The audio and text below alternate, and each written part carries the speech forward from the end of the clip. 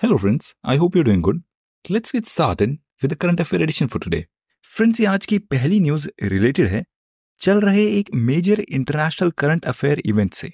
इसका कॉन्टेक्स्ट है इजराइल और ईरान कंट्री के बीच शुरू हो गया एक आर्म्ड कॉन्फ्लिक्ट, जिस कॉन्फ्लिक्ट को लेकर पूरी दुनिया इस समय एक चिंता में है।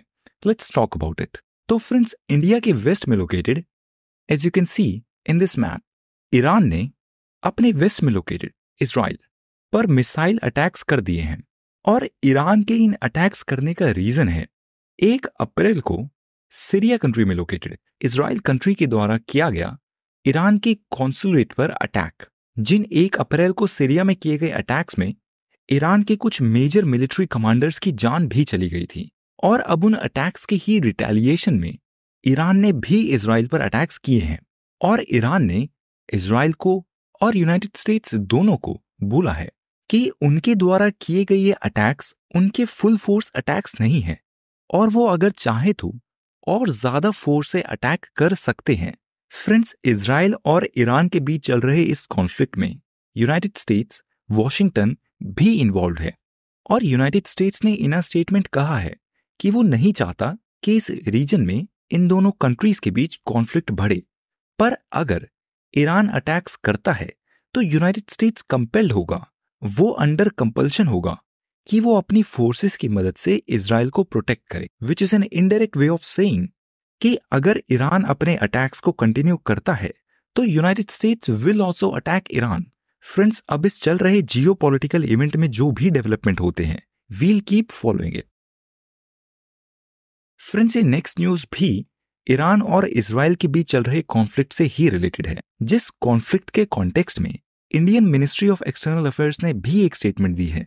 इंडिया ने इजराइल और ईरान के बीच चल रहे इस कॉन्फ्लिक्ट के कॉन्टेक्स्ट में सीरियस कंसर्न्स एक्सप्रेस किए हैं, घोर चिंता जताई है और बोला है कि this situation should be immediately D escalated, मतलब इसको जल्द से जल्द कम कर देना चाहिए और दोनों साइड्स को अपने बीच के इस कॉन्फ्लिक्ट को डिप्लोमैटिक चैनल्स को यूज करके सुलझाना चाहिए। फ्रेंड्स, इंडिया ने MSC एरीज, जो एक शिप है जिसको ईरानियन फोर्सेस ने सीज कर लिया है और जिस शिप में 17 इंडियंस हैं, मिनिस्ट्री ऑफ एक्सटर्नल अफेयर्स ने इस शिप के सीजर के कॉन्टेक्स्ट में भी चिंता जताई है।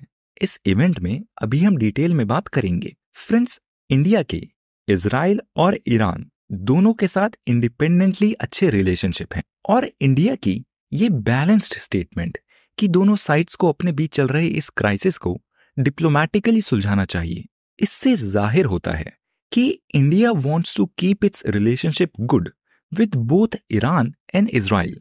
अब इस इवेंट में भी इंडियन कॉन्टेक्स्ट में क्या होता है, this remains to be seen and we'll keep following it. Friends, ये नेक्स्ट न्यूज इवेंट भी इस ही सीरीज ऑफ इवेंट से रिलेटेड है। फ्रेंड्स, रेड सी में एक क्राइसिस चल रहा है काफी समय से। आई होप आपको उस क्राइसिस के बारे में पता है।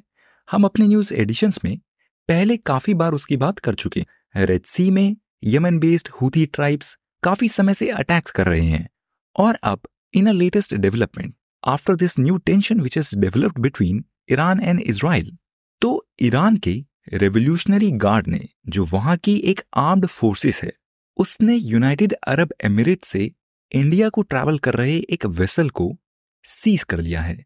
इस वेसल का नाम है MSC एरीज और यूनाइटेड अरब एमिरेट से इंडिया को ट्रैवल कर रहे इस MSC एरीज में, जिसको ईरान के रेवोल्यूशनरी गार्ड ने सीज कर लिया है, जब्त कर लिया है, इसमें टोटल 25 क्रू मेंबर्स हैं और उन 25 क्रू मेंबर्स में से 17 क्रू मेंबर इंडियन हैं। और इस वजह से इस इवेंट से मिनिस्ट्री ऑफ एक्सटर्नल अफेयर्स काफी कंसर्न्ड है और मिनिस्ट्री ऑफ एक्सटर्नल अफेयर्स की कोशिश है कि वो डिप्लोमैटिक चैनल्स को यूज करके इस इवेंट को रिजॉल्व कर ले, सभी 17 इंडियन नेशनल्स को इवैक्यूएट कर ले सेफली। अब इस इवेंट में भी जो भी डेवलपमेंट्स हो, we'll keep following it. Friends, ये नेक्स्ट न्यूज रिलेटेड है ministry of health and family welfare से। इसका कॉन्टेक्स्ट है इंडिया की काफी सारे फूड कंपनीज के द्वारा विदाउट एनी एविडेंस अपने प्रोडक्ट्स को हेल्थ ड्रिंक्स बोलकर बेचना। इस इवेंट पे हमने अपने पिछले एडिशन में भी बात की थी, अब एक बार फिर से बात करते हैं। फ्रेंड्स, गवर्नमेंट ऑफ इंडिया ने सभी ई कॉमर्स कंपनीज को जैसे कि अमेज़ॉन को और फ्लिपकार्ट को ऑर्डर्स दिए हैं कि उनके प्लेटफॉर्म पर अगर कोई भी ड्रिंक्स और बेवरेजेस बेची जा रही हैं, फॉर एग्जाम्पल बॉर्नवीटा, और अगर उन ड्रिंक्स को हेल्थ ड्रिंक्स की कैटेगरी में बेचा जा रहा है, तो ऐसी ड्रिंक्स को हेल्थ ड्रिंक्स की कैटेगरी से हटा दिया जाए, क्योंकि गवर्नमेंट के रूल्स के हिसाब से हेल्थ ड्रिंक की कोई डेफिनेशन है ही नहीं। Ministry of health and family welfare की body food safety and standard authority of India ने पहले ही बोला था कि FSSAI के रूल्स के according there is no specific health drink defined under the rules. Food safety and Standards Authority of India ने यह भी बोला है कि इन ड्रिंक्स को इनकी रिस्पेक्टिव कैटेगरीज में बेचा जाए। अगर इनमें चॉकलेट है तो इनको चॉकलेट ड्रिंक्स बोलकर बेचा जाए, अगर इनमें सीरियल्स हैं तो इनको सीरियल ड्रिंक्स बोलकर बेचा जाए, अगर इनमें मॉल्ट है तो इनको मॉल्ट ड्रिंक में बोलकर बेचा जाए। पर अगर इन सब ड्रिंक्स को ये कंपनीज हेल्थ ड्रिंक्स बोलकर बेच रही हैं तो ये इलीगल है। This is not allowed and this should be stopped immediately. There is no specific health drink defined under the FSSAI rules. Friends, अब इस इवेंट से रिलेटेड हम बात करते हैं इस regulatory body food safety and Standards Authority of India FSSAI की। हम इस बॉडी की पहले भी अपने एडिशंस में बात कर चुके हैं, एक बार फिर से करते हैं। तो FSSAI की जो मिनिस्ट्री है वो है ministry of health and family welfare. इसको एस्टैब्लिश किया गया था साल 2006 में अंडर FSSAI एक्ट 2006, और इस एक्ट ने गवर्नमेंट के अलग अलग मिनिस्ट्री से रिलेटेड अलग अलग रूल्स को, जिन अलग अलग रूल्स में फूड रिलेटेड इश्यूज को रेगुलेट किया गया था, इस एक सिंगल एक्ट ने उन अलग अलग तरीके से स्कैटर्ड लॉज को एक जगह पर कंसोलिडेट कर दिया है। और अब ये सिंगल बॉडी इंडिया में सभी फूड रिलेटेड मैटर्स को रेगुलेट करती है। This body lays down science based standards for article of food and it regulates their manufacture, storage, distribution, sale, import, and ensures the availability of safe and wholesome food for people to consume. Friends, आप जो भी खाते हैं, चाहे वो एक restaurant से हो या चाहे वो एक बड़ी कंपनी का पैक्ड फूड हो, उन सभी के लिए जरूरी होता है कि वो FSSAI से लाइसेंस लें। अगर वो FSSAI के लाइसेंस के बिना इन प्रोडक्ट्स को बेचते हैं, दैट इज इलीगल। और FSSAI अपने रूल्स के हिसाब से फिर इंस्पेक्ट करती है, and if that manufacturers meet all the standards then the licence is provided. Friends, ये नेक्स्ट न्यूज रिलेटेड है साइंस से। ये एक मेजर न्यूज इवेंट नहीं है, बट ये एक माइनर न्यूज इवेंट। तो friends, Indian institute of science के रिसर्चर्स ने एक स्पेशल हाइड्रोजेल को डेवलप किया, जिस हाइड्रोजेल की मदद से पानी से माइक्रोप्लास्टिक्स को फिल्टर किया जा सकता है। फ्रेंड्स, माइक्रोप्लास्टिक्स क्या होते हैं? आई होप आपको इसके बारे में पता है। अगर आपको नहीं पता तो अभी हम इसकी बात भी करेंगे। ये IISc के रिसर्चर्स के द्वारा डेवलप किया गया हाइड्रोजेल एक खास पॉलीमर है, जिस पॉलीमर में, जिसके नेट जैसे स्ट्रक्चर में, जिसके मेश जैसे स्ट्रक्चर में माइक्रोप्लास्टिक्स फंस जाते हैं, और उसके बाद अल्ट्रावायलेट लाइट की मदद से इन माइक्रोप्लास्टिक्स को डिग्रेड कर दिया जाता है। फ्रेंड्स, माइक्रोप्लास्टिक्स को फिल्टर करने के और जो तरीके हैं वो अनसस्टेनेबल हैं, क्योंकि नॉर्मल फिल्टरिंग मैकेनिज्म से ये फिल्टर्स का जो मेम्ब्रेन होता है वो क्लॉग हो जाता है, उसमें ये माइक्रोप्लास्टिक्स फंस जाते हैं एंड द फिल्टरिंग स्टॉप्स। ये खास बनाया गया जेल इज मोर इफेक्ट। अब ये न्यूज इवेंट इतना इंपॉर्टेंट नहीं है, this is not a very big invention. High chances हैं कि इससे रिलेटेड डायरेक्टली तो कोई क्वेश्चन पूछा जाए ही ना, बट इस इवेंट से रिलेटेड जो ये टॉपिक है माइक्रोप्लास्टिक्स, इसकी बात करते हैं। ये एग्जाम के पर्सपेक्टिव से रिलेवेंट है।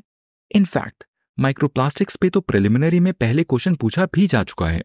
तो फ्रेंड्स, माइक्रोप्लास्टिक्स की बात करें, ये काफी छोटे छोटे साइज के टाइनी प्लास्टिक पार्टिकल्स होते, जिनका साइज 5 मिलीमीटर से भी कम होता है, और ये इतने छोटे होते हैं कि they are often invisible to the naked eye. Microplastics दो मेजर तरीकों के होते हैं, प्राइमरी माइक्रोप्लास्टिक्स और सेकेंडरी माइक्रोप्लास्टिक्स। प्राइमरी माइक्रोप्लास्टिक्स की बात करें तो इनका इस्तेमाल होता है कॉस्मेटिक प्रोडक्ट्स में, जैसे कि एक्सफोलिएटिंग स्क्रब्स में, या फिर कॉस्मेटिक्स में यूज होने वाले माइक्रो बीड्स के लिए। और सेकेंडरी माइक्रोप्लास्टिक्स की बात करें, जो कि एक मेजर सोर्स है ग्लोबल माइक्रोप्लास्टिक पॉल्यूशन का, ये सेकेंडरी माइक्रोप्लास्टिक्स बनते हैं बड़े बड़े प्लास्टिक आइटम्स के ब्रेकडाउन से, डिग्रेडेशन से, जैसे कि बॉटल, बैग्स, फिशिंग नेट्स वगैरह के डिग्रेडेशन से। फ्रेंड्स, इन माइक्रोप्लास्टिक्स का एक मेजर नेगेटिव एनवायरमेंटल इम्पैक्ट है। ये मरीन लाइफ को सीधे सीधे तरीके से एंडेंजर करते हैं और ये माइक्रोप्लास्टिक्स फूड चेन में भी एंटर करते हैं, which are eventually consumed by humans and other animals. Friends, ये नेक्स्ट न्यूज रिलेटेड है एनवायरमेंट एंड इकोलॉजी से। इसका कॉन्टेक्स्ट है केरला में located Wayanad wildlife sanctuary और वहां पे हुआ एक फायर इंसिडेंट। तो फ्रेंड्स, केरला स्टेट में located Wayanad wildlife sanctuary में एक फायर रिलेटेड इंसिडेंट ने वहां के लगभग 100 हेक्टेयर एरिया को जला दिया है और ये वाइल्ड फायर इस साल वहां पर ऐसा चौथा इंसिडेंट है। पर ये वाइल्ड फायर एग्जाम के पर्सपेक्टिव से इंपॉर्टेंट नहीं है। एग्जाम के पर्सपेक्टिव से इंपॉर्टेंट है ये वायनाड वाइल्ड लाइफ सेंचुरी जिसकी अभी हम बात करते हैं। फ्रेंड्स, ये Wayanad wildlife sanctuary located है केरला के नॉर्थ ईस्ट में, as you can see in this map. ये वाइल्ड लाइफ सेंचुरी लोकेटेड है कर्नाटका के साथ बॉर्डर पे, तमिलनाडु के साथ बॉर्डर पे और केरला के बॉर्डर पे। And this wild life sanctuary also forms part of Nilgiri biosphere reserve. Friends, Kerala में लोकेटेड इस वाइल्ड लाइफ सेंचुरी को एस्टैब्लिश किया गया था 1973 में और यहाँ पर पाए जाने वाली मेजर बायोडाइवर्सिटी स्पीशीज की बात करें तो वो है gaur, Indian elephant, deer, Bengal tiger और अलग अलग तरीके के बर्ड स्पीशीज। फ्रेंड्स, ये केरला की second largest wild life sanctuary और ये नीलगिरी बायोस्फीयर रिजर्व का एक इंटीग्रल और मेजर पार्ट है। Since I said that this wildlife sanctuary is located at the tri-junction with Karnataka state and Tamil Nadu state। और क्योंकि ये नीलगिरी बायोस्फीयर रिजर्व का पार्ट भी है, इस वाइल्ड लाइफ सेंचुरी के साथ में और भी प्रोटेक्टेड एरियाज लोकेटेड हैं। उनकी बात करें, कर्नाटका में इस वाइल्ड लाइफ सेंचुरी के साथ लोकेटेड है नागरहोल नेशनल पार्क और बंदीपुर नेशनल पार्क और तमिलनाडु में लोकेटेड है मुदुमलाई नेशनल पार्क। फ्रेंड्स, ये नेक्स्ट न्यूज रिलेटेड है इलेक्शन कमीशन ऑफ इंडिया के द्वारा दिए गए एक ऑर्डर से, which is related to the general elections 2024 which are due in these coming months. तो friends, election commission of India ने ऑर्डर दिए हैं कि कोई भी पॉलिटिकल पार्टी अगर किसी भी पॉलिटिकल होर्डिंग को छापती है, लगाती है, यूज करती है, डिस्प्ले करती है, तो ये जरूरी है कि उन पॉलिटिकल पोस्टर्स में, उन पॉलिटिकल होर्डिंग्स में उस होर्डिंग के पब्लिशर का नाम मेंशन हो और उस होर्डिंग के प्रिंटर का नाम भी मेंशन हो, ताकि अगर कोई फ्यूचर में रूल ब्रेक किया जाता है उस केस में ये ट्रेस किया जा सके कि उस होर्डिंग को किसने छापा है और उसके लिए पैसे किसने दिए थे। This is crucial for regulating campaign financing and holding responsible parties if the model code of conduct is violated. Friends, model code of conduct क्या होता है इसकी भी हम पहले काफी बार बात कर चुके हैं और हम रेगुलरली अपने एडिशंस में इसकी बात करते ही आ रहे हैं। Friends, election commission of India के द्वारा दिया गया ये ऑर्डर कोई नया ऑर्डर नहीं है। रिप्रेजेंटेशन ऑफ पीपल एक्ट 1951 के सेक्शन 127A के अकॉर्डिंग ये प्रोहिबिटेड है, ये वर्जित है कि किसी भी इलेक्शन रिलेटेड मटेरियल को पब्लिश किया जाए इस तरीके से कि उस इलेक्शन रिलेटेड मटेरियल में सीधे सीधे और स्पष्ट तरीके से उस मटेरियल के पब्लिशर का और प्रिंटर का नाम मेंशन ना हो। मतलब इलेक्शन रिलेटेड अगर कोई भी पब्लिसिटी मटेरियल छपता है तो ये रिप्रेजेंटेशन ऑफ पीपल एक्ट 1951 में ही मेंशन है कि उस सामान पर उस सामान के पब्लिशर और प्रिंटर की डिटेल्स मेंशन होना जरूरी है, ताकि अगर उस प्रोडक्ट से model code of conduct violate होता है या कोई और रूल ब्रेक होता है तो आसानी से उस मटेरियल के प्रिंटर और पब्लिशर का पता लगाया जा सके। फ्रेंड्स, अब इस न्यूज इवेंट से रिलेटेड हम बात करते हैं रिप्रेजेंटेशन ऑफ पीपल एक्ट 1950 की और रिप्रेजेंटेशन ऑफ पीपल एक्ट 1951 की। ये दोनों ही लॉज इंडिया के इलेक्शन रिलेटेड लॉज हैं और ये एग्जाम के पर्सपेक्टिव से बेहद इंपॉर्टेंट भी हैं। हाईली रिकमेंडेड है कि आप इसके बारे में डिटेल में जरूर पढ़ लें। अभी हम रिप्रेजेंटेशन ऑफ पीपल एक्ट 1950 और 1951 की ब्रीफ में बात करते हैं। तो friends, representation of people act 1950 की बात करें, ये प्रोवाइड करता है कि इंडिया में जब इलेक्शन होंगे तो उस इलेक्शन प्रोसेस में जो जो वोटर्स होंगे उनकी क्या क्वालिफिकेशन होगी, मतलब उनकी क्या एज होगी, उनकी क्या नेशनैलिटी होगी, क्या क्या ऐसी कंडीशंस होगी जो उनको डिस्क्वालीफाई कर सकती हैं। उस इलेक्शन प्रोसेस में इलेक्टोरल रोल प्रिपेयर कैसे होंगे, उनसे रिलेटेड क्या क्राइटेरिया होगा, इलेक्शंस की जो कॉन्स्टिट्यूएंसीज होंगी उसको किस तरीके से डीलिमिट किया जाएगा, और फ्रेंड्स पार्लियामेंट और स्टेट लेजिस्लेशन में डीलिमिटेशन के बाद किस तरीके से, किस बेसिस पर सीट्स को एलोकेट किया जाएगा। तो ये बेसिक ग्राउंड वर्क ले किया जाता है रिप्रेजेंटेशन ऑफ पीपल एक्ट 1950 में। और रिप्रेजेंटेशन ऑफ पीपल एक्ट 1951 की बात करें तो ये प्रोवाइड करता है एक next step which is related to the conduct of election. मतलब 1950 के एक्ट में basic ground work, the fundamentals are dealt with, और रिप्रेजेंटेशन ऑफ पीपल एक्ट 1951 में उस ग्राउंड वर्क पर नेक्स्ट स्टेप लिया जाता है। जब 1950 के एक्ट में हम वोटर्स की क्वालिफिकेशन की बात कर चुके हैं, इलेक्टोरल रोल्स प्रिपेयर कर चुके हैं, कॉन्स्टिट्यूएंसीज को डीलिमिट कर चुके हैं, पार्लियामेंट और स्टेट लेजिस्लेटिव असेंबलीज में सीट्स को एलोकेट कर चुके हैं, रिप्रेजेंटेशन ऑफ पीपल एक्ट 1951 में एक्चुअल इलेक्शंस कैसे कंडक्ट होंगे उसकी बात हो। उस इलेक्शन को कंडक्ट कराने में क्या क्या एडमिनिस्ट्रेटिव मशीनरी इन्वॉल्व होगी उसकी बात होती, पोल्स की बात होती है, और इलेक्शन के प्रोसेस में इलेक्शन रिलेटेड ऑफेंसेस की बात होती है, इलेक्शन रिलेटेड अगर कोई डिस्प्यूट्स होते हैं उसकी बात होती है। और बाय इलेक्शंस फ्रेंड्स ये दोनों एक्ट इंपॉर्टेंट एक्ट्स हैं मेंस के पर्सपेक्टिव से और प्रिलिमिनरी के पर्सपेक्टिव से भी। इनके बारे में आप जरूर पढ़ लें। फ्रेंड्स ये हमारा आज का पहला एक्सप्लेनर पीस, इसका कॉन्टेक्स्ट है इंडिया में होने वाले इलेक्शंस, और उस इलेक्शन में जो जो कैंडिडेट्स पार्टिसिपेट करते हैं उन कैंडिडेट्स की पर्सनल डिटेल्स के पब्लिशिंग से रिलेटेड जो रूल्स हैं। This explainer peace talks about law on disclosure of assets. मतलब इंडिया के इलेक्शन प्रोसेस में जो जो कैंडिडेट्स हैं उन कैंडिडेट्स के ऊपर इस समय एक मैंडेटरी रूल है कि वो अपने जितने भी एसेट्स हैं उनको पब्लिकली एक एफिडेविट में इलेक्शन कमीशन ऑफ इंडिया को सबमिट करें, और इलेक्शन कमीशन ऑफ इंडिया फिर उन डिटेल्स को पब्लिकली पब्लिश करती है so that everyone can have access to the assets of that candidate. तो अब हम बात करते हैं कि कैंडिडेट्स के द्वारा अपने इन एसेट्स को डिस्क्लोज करने का रूल ये किस तरीके से इवॉल्व हुआ है और इसका कॉन्टेक्स्ट क्या है। तो फ्रेंड्स रीसेंट समय में कुछ दो ऐसी खास डेवलपमेंट्स हुई जिन डेवलपमेंट्स में कोर्ट के द्वारा दिए गए वर्डिक्ट में बात की गई about disclosure norms for candidates. एक इंसिडेंट रिलेटेड है भारतीय जनता पार्टी के कैंडिडेट राजीव चंद्रशेखर के द्वारा फाइल की गई अपनी डिटेल से, जिन डिटेल्स में उन पर एलिगेशन लगाई गई है कि उन्होंने अपनी सभी डिटेल्स को ऑनेस्टली पब्लिश नहीं किया है। He has failed to report all his assets in the affidavit. और दूसरे मेजर इवेंट में सुप्रीम कोर्ट में ये वर्डिक्ट दिया जाता है कि कैंडिडेट्स के ऊपर ये कंपल्शन नहीं है कि वो अपनी जिंदगी की सभी माइनर डिटेल्स को इस एफिडेविट में प्रोवाइड करें। इलेक्शन लड़ रहे कैंडिडेट्स के पास भी एक राइट टू प्राइवेसी एग्जिस्ट करती है, और अगर कोई ऐसी डिटेल है जिसका उस इलेक्शन प्रोसेस से कोई लेना देना नहीं है तो उस कैंडिडेट के ऊपर कोई पाबंदी नहीं है कि वो अपनी उन डिटेल्स को एफिडेविट में पब्लिश करे। तो फ्रेंड्स लेट्स टॉक अबाउट कि कैंडिडेट्स के द्वारा अपने इन एसेट्स को पब्लिकली डिक्लेयर करने का ये रूल कब से एग्जिस्ट करता है, ये किस तरीके से इवॉल्व हुआ है।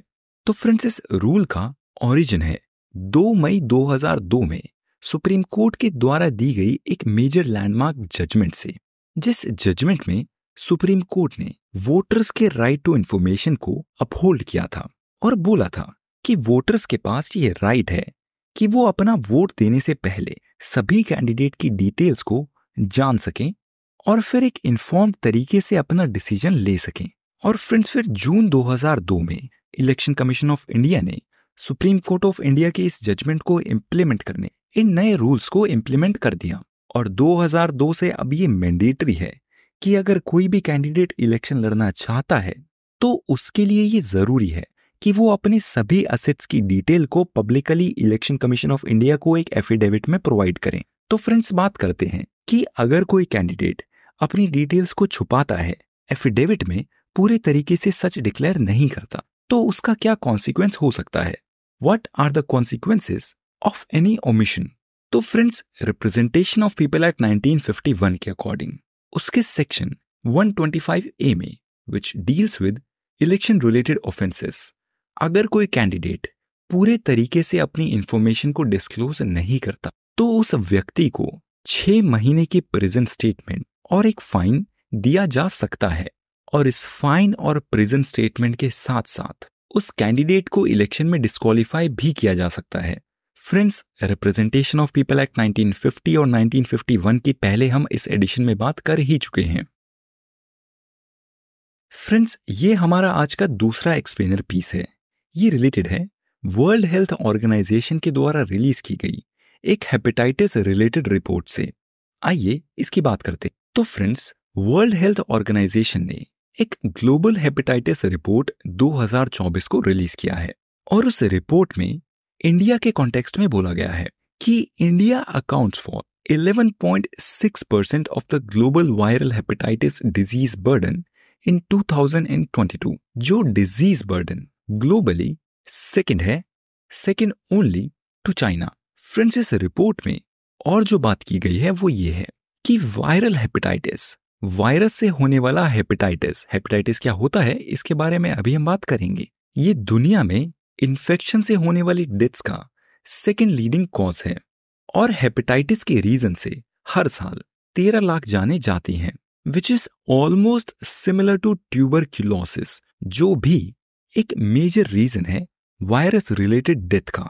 और फ्रेंड्स, हेपेटाइटिस रिलेटेड डेथ्स के केस में 83% of the deaths are caused by hepatitis B और हेपेटाइटिस सी से 17% डेथ्स होती हैं। मतलब हेपेटाइटिस के जो अलग अलग स्ट्रेन्स होते हैं जिनकी भी हम बात करेंगे, उनमें से बी और सी ही वो स्ट्रेन्स हैं which results in death. Hepatitis B is the reason for 83% of the deaths और hepatitis C causes 17% of the deaths.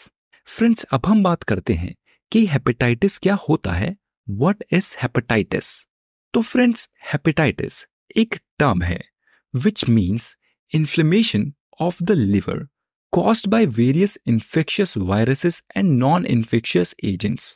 मतलब अलग अलग रीजन से होने वाला लिवर का इन्फ्लेमेशन, लीवर को डैमेज, चाहे वो वायरस की वजह से हो या फिर चाहे वो अल्कोहल या फिर बैड डाइट की वजह से हो। फ्रेंड्स, हेपेटाइटिस वायरस के 5 मेजर स्ट्रेन्स हैं, hepatitis A, B, C, D और ई, और ये सब डिफर करते अपने अलग अलग ट्रांसमिशन मोड्स में, अपनी अलग अलग इलनेस की सिवियरिटी में। किसी स्ट्रेन में बीमारी बहुत ज्यादा होती है, किसी स्ट्रेन में हेपेटाइटिस होने के बाद भी कोई भी सिम्टम्स नहीं होते, और अपनी जियोग्राफिकल डिस्ट्रीब्यूशन में कुछ हेपेटाइटिस के स्ट्रेन्स डेवलपिंग कंट्रीज में एग्जिस्ट करते हैं, कुछ हेपेटाइटिस के स्ट्रेन्स ग्लोबली हर जगह पर एग्जिस्ट करते हैं।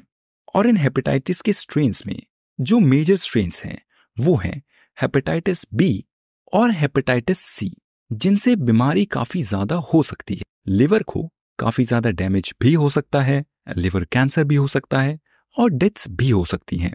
फ्रेंड्स, अब हम बात करते हैं कि इंडिया हेपेटाइटिस से इतना ज्यादा वल्नरेबल क्यों है, इंडिया इतना ज्यादा खतरे में क्यों है। फ्रेंड्स, इंडिया की पॉपुलेशन डेंसिटी काफी ज्यादा है। इंडिया की पॉपुलेशन को हेपेटाइटिस के सिम्टम्स की भी जानकारी नहीं है कि यहाँ की पॉपुलेशन अपने सिम्टम्स को देखकर समझ सके कि उनको हेपेटाइटिस जैसी बीमारी है और वो फिर हेल्प सीख कर सकें।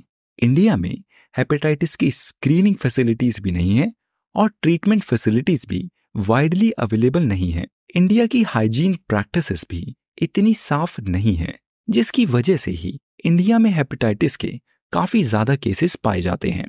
और फ्रेंड्स, हेपेटाइटिस की जो एक खास बात है वो ये है कि अगर किसी पेशेंट को हेपेटाइटिस इन्फेक्शन है तो वो पेशेंट कई सालों तक बिना किसी सिम्टम के रह सकता है। उस पेशेंट को कोई आइडिया होगा ही नहीं कि उसको हेपेटाइटिस है। और फिर इस तरीके के पेशेंट में जो ये अनडायग्नोज्ड केसेस होते हैं, वो केसेस अपने हेपेटाइटिस को और पेशेंट्स में फैलाते हैं।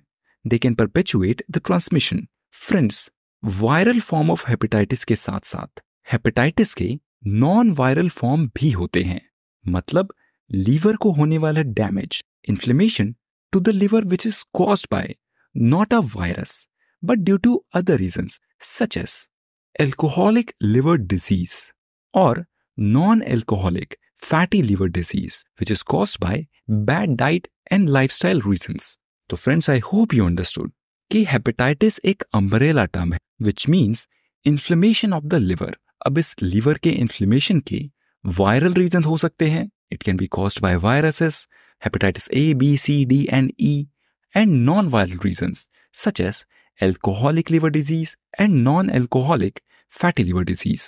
फ्रेंड्स, अब हम बात करते हैं कि हेपेटाइटिस के इन केसेस को किस तरीके से प्रिवेंट किया जा सकता है. How can it be prevented? Friends, hepatitis B और हेपेटाइटिस सी जो मेजर कल्प्रिट हैं हेपेटाइटिस रिलेटेड डेथ्स के और सीवियर इन्फेक्शंस के, हेपेटाइटिस बी को प्रिवेंट किया जा सकता है इजीली अवेलेबल वैक्सीनेशन की मदद से.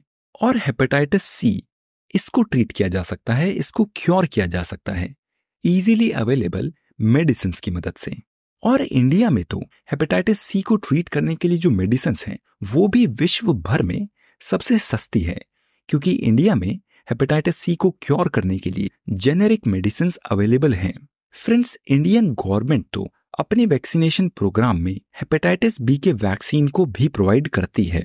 और chronic hepatitis B infection HBV की वैक्सीन तो इंडियन गवर्नमेंट के यूनिवर्सल इम्यूनेशन प्रोग्राम में भी इंक्लूडेड है, जो इम्यूनेशन बच्चों को बचपन में ही दे दी जाती. फ्रेंड्स, अब हम बात करते हैं इस न्यूज इवेंट से रिलेटेड एक मेजर टॉपिक हेपेटाइटिस की, कि हेपेटाइटिस वायरस स्ट्रेन के कौन कौन से स्ट्रेन होते हैं. तो हेपेटाइटिस के 5 मेजर स्ट्रेन्स हैं: hepatitis A, hepatitis B, hepatitis C, hepatitis D और हेपेटाइटिस E. इन स्ट्रेन्स में से जो 2 सबसे सीवियर स्ट्रेन्स हैं which is the cause of all major deaths, वो हैं hepatitis B and hepatitis C. और ये दोनों ही स्ट्रेन्स इजीली प्रिवेंटेबल हैं. इनके लिए मेडिसिन भी अवेलेबल हैं और इनके लिए वैक्सीन भी अवेलेबल हैं. इन स्ट्रेन्स के बारे में आप पढ़ लें, ये डिटेल्स स्क्रीन पर प्रेजेंट हैं और नोट्स में भी प्रेजेंट हैं which you can access using the link in the description. Now that's all for today friends. See you in the next edition. Goodbye.